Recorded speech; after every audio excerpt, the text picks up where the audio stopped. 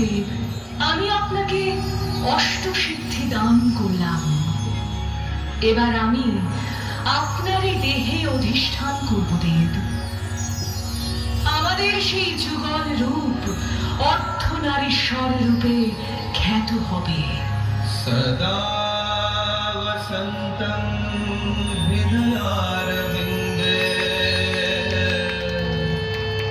ভবন ভবানী সহিতং। তিনি সিদ্ধিদাত্রী মোক্ষদা, অর্থাৎ তিনি মুক্তিদাত্রী। তিনি সিদ্ধিদান করেন।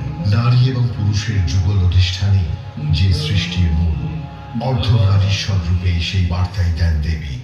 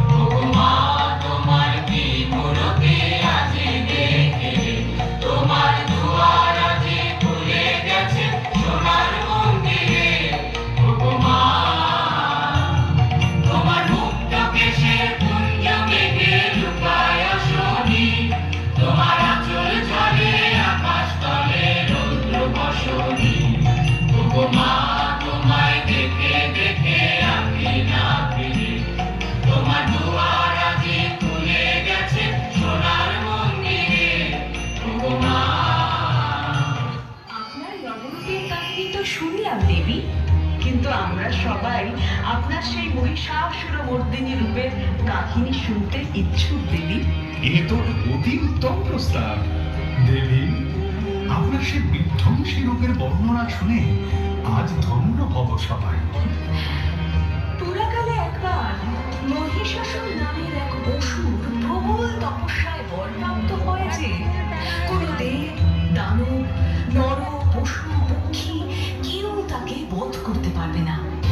শুধু সে কোনো নারীর হাত থেকে সুরক্ষা চাইতে ভুলে গিয়েছিল। দুর্গা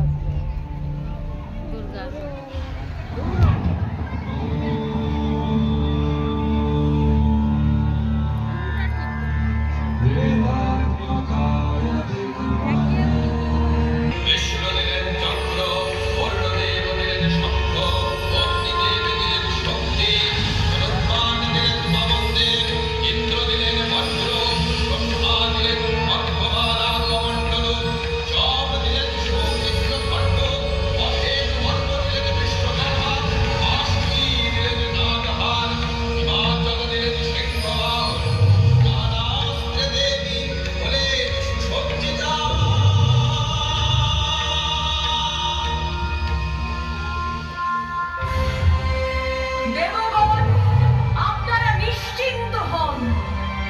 মহিষাসুর বধ করে আমি স্বর্গ, মর্ত্য, পাতাল এই তিন লোক কলুষ মুক্ত করব। জয়